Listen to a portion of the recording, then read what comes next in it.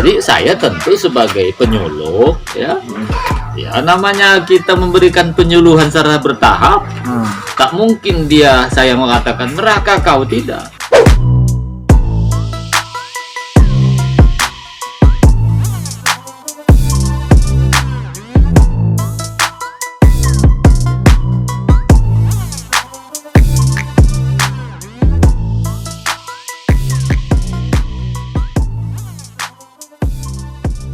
Assalamualaikum Pak Mariono. Waalaikumsalam warahmatullahi wabarakatuh. Sehat hari ini? Masih seperti yang dulu, alhamdulillah. Alhamdulillah. Bagaimana kesibukannya Pak? Biasa namanya penyuluh nih kan, ya penggaweannya kulu kiri di kedai kopi, ketemu orang curhat, termasuk teman-teman kita yang mungkin menurut orang perbuatannya tidak baik, tapi bagi saya semua orang adalah berpotensi menjadi orang baik. Tapi tetap semangat kan? Oh semangat. Kalau tak semangat kita mungkin jadi penyuluh lah kira-kira. Pak, hari ini kita ngopi ya Pak ya? Iya betul. Ngopi itu ngolah pikir. Oh ada pula istilah ya? Iya, ngolah pikir sama ngobrol pintar. Oh, mantap. Itu kan? Iya. Ini zamannya COVID ya Pak? Iya. Masih dalam pandemi, apalagi Iya. Kota Batam ini kan kota metropolitan kedua. Iya betul. Nah, kalau pengalaman Bapak waktu di pandemi ini di kawasan lokalisasi, waktu penyuluhan gimana Pak? Ya pertama mau tidak mau sebagai penyuluh ini kan bertugas memberikan penyuluhan kepada masyarakat dengan bahasa agama. Pertama kalau saya kan kalau secara resmi mendatangi lokalisasi, biasanya saya kan bersama dengan BNN. Kalau mereka penyuluhan tentang narkobanya, saya memberikan penyadaran kepada mereka dari sisi agama, terutama bagaimana mereka itu jangan mengkonsumsi narkoba. Sebab menurut teman-teman BNN, kadang PSK-nya tidak mau, ya, pekerja seksnya tidak mau. Cuman kadang-kadang pelanggan itu yang ngajak. Oh, jadi dari pihak luar tuh ya? Iya, pihak luar. Dia tahu juga itu bahaya. Cuman ketika pelanggan yang ngajak, bagaimana? Seperti itu. Nah, kalau dikaitkan dengan pandemi, tentu kalau himbauan pemerintah sama. Walaupun maaf, katanya sedang melayani hidung belang, kata kita kan, dia juga tetap wajib menggunakan masker. Bahkan kalau himbauan pemerintah kan bukan hanya PS, suami istri pun harus pakai masker juga. Tapi nggak mungkin juga kan kalau di kamar sendiri berduaan pakai masker. Ya, kan sebenarnya tetap harus kalau menurut pemerintah. Kenapa? Sekarang ini ada istilah klaster keluarga. Ada itu. Oh, banyak kan? Artinya klaster keluarga itu ya kelompok. Kan umumnya kalau suami kena, istri bisa kena, anak juga kena itu kan. Ini kan kalau yang di dalam rumah keluarga, tapi kalau yang di daerah lokalisasi kan ya kan sama. Kalau himbauan, makanya di mereka pun ada tulisan itu ya. Mungkin selama ini misalnya wajib menggunakan kondom kan gitu. Jadi ini ada tulisan wajib menggunakan masker. Nah, jadi saya tentu sebagai penyuluh ya, namanya kita memberikan penyuluhan secara bertahap, tak mungkin saya mengatakan neraka kau, tidak.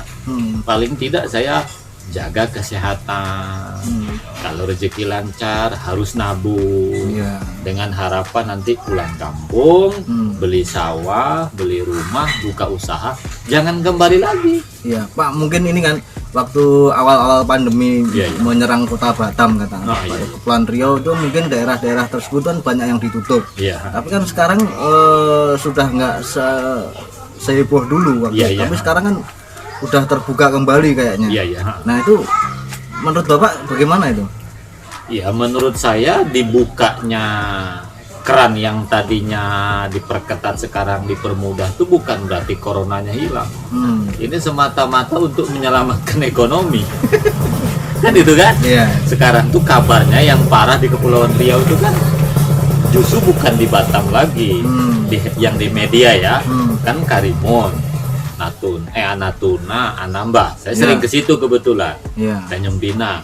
Sebenarnya menurut saya Batam bukan hilang, tak masuk lagi berita. tak masuk berita. Berarti nggak ada yang expose ya? Iya, karena kalau diekspos bisa lumpuh ekonomi kita seperti itu. Itu termasuk hidden juga ya mungkin ya? Oh iya. Hidden expose ya? Iya gitu kan. Makanya dulu kalau ada yang mati diberitakan di media. Iya. Sekarang kan secara nasional tidak ada. Hilang Termasuk gitu Iwan ya. Teman-teman Bukan hilang tau. sekarang nggak ada ini yang Mas bergerak. Pras, pembuktiannya. Coba Mas Pras kalau ada waktu pergi ke Temiang. Itu daerah apa itu? Iya, di samping Temiang itu kan ada khusus kuburan Covid. Oh itu. Kan nambah terus. Tidak ada masuk berita. Coba aja ke sana sekarang. Banyak ya? Iya, di samping Temiang yang arah ke Sukupang. Itu kan ada kuburan khusus Covid. Jadi yang mati nambah, tidak masuk berita. Gitu ya. Jadi memang ngeri-ngeri sedap juga Ngeri-ngeri sebenarnya. sedap juga. Iya, cuman oke lah. Mudah-mudahan dengan omongan. Makanya kalau tak percaya, kapan-kapan kita ke situ. Tapi kalau harusnya kalau itu diekspos katakanlah, itu kan juga mengurangi tingkat kerumunan yang malam atau di tempat-tempat seperti itu kan? Katanya yang berbahaya itu penyebabnya bukan lagi Covid, Apa di itu? dompet. Waduh. Coba bayangkan, dulu nanti gara-gara duit tak ada, ekonomi tambah ambruk lagi. Betul juga ya. Jadi menurut saya benarlah sikap pemerintah kita. Ini kan bukan keputusan nasional ya. Sikap pemerintah kita jangan diperketat. Kan ada istilah apa itu? Era baru apa? New normal. New normal, itu ya. sudah benar. Kehidupan New normal baru. itu bukan berarti Covid hilang. Kata Pak Jokowi kita harus damai dengan corona. Itu maksudnya bukan normal, bukan Covid hilang. Tapi kita harus berdamai. Iya, bisa beradaptasi. Beradaptasi. Itu maksud saya itu jalan tengah lah.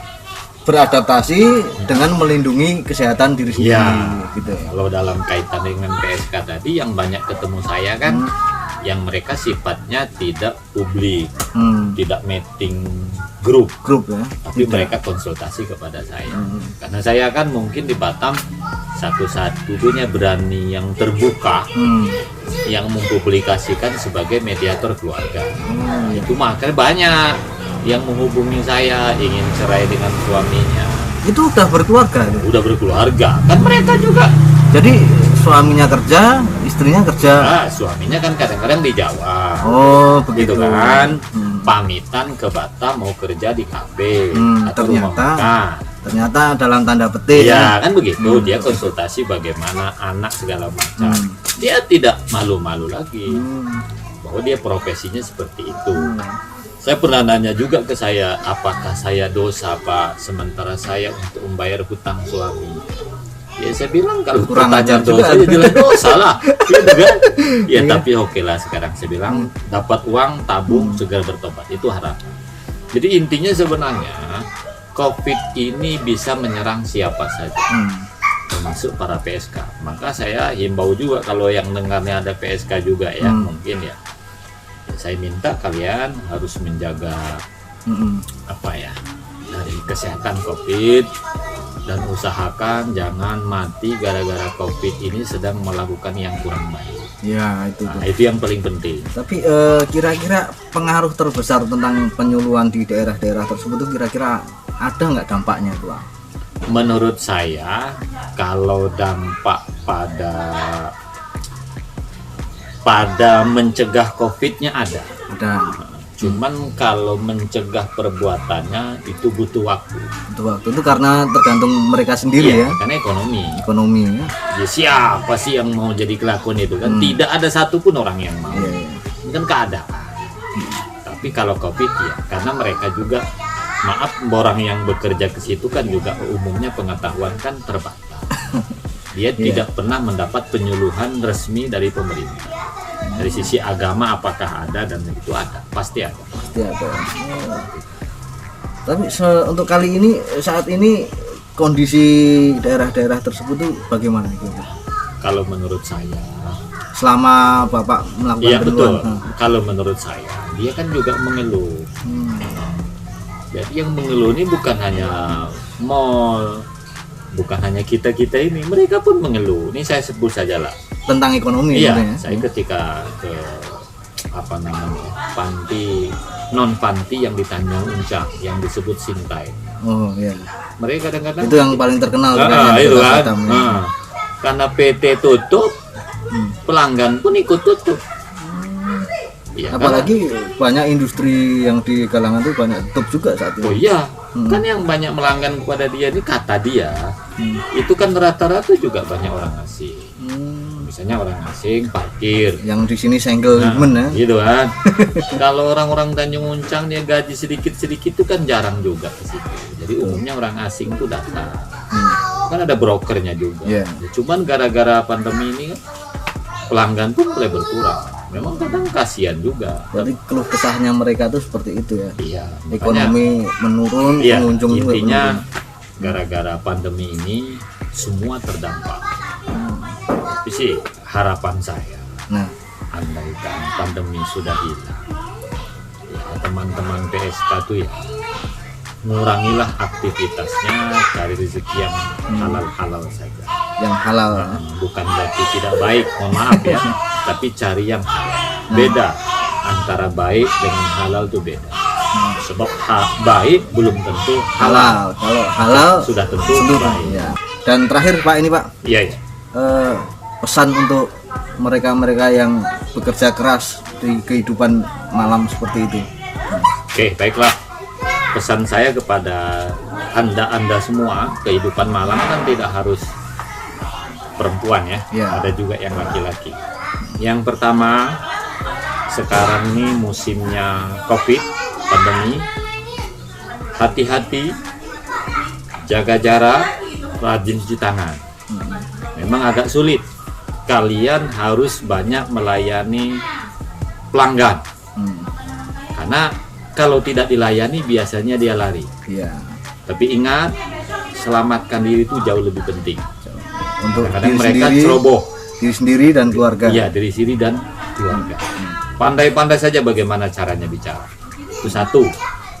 Yang kedua, ketika dapat uang, jangan boros-boros. Jangan narkoba, jangan minuman keras. Itu kedua ya. Setelah uang terkumpul, silahkan memiliki keahlian. Penjahit, buat pempek, epok-epok kata Melayu, buat kerajinan. Nah, suatu saat ketika waktunya tepat, silahkan cerewong Jawa mentas. Apa ya? Pindah profesi. Ke tempat yang mencuci yang hitam menjadi yang putih. Oh iya. Yang terakhir, perbanyak istighfar. Insya Allah tidak ada satupun dosa yang tidak diampuni Tuhan. Kalau kita mau. Banyak istighfar mengakhiri perbincangan kita kali ini. Semoga bermanfaat. Tetap simak ngopi terus bersama kami, saya dan Bapak Mariono di channel ini. Terima kasih. Assalamualaikum warahmatullahi wabarakatuh. Waalaikumsalam warahmatullahi wabarakatuh.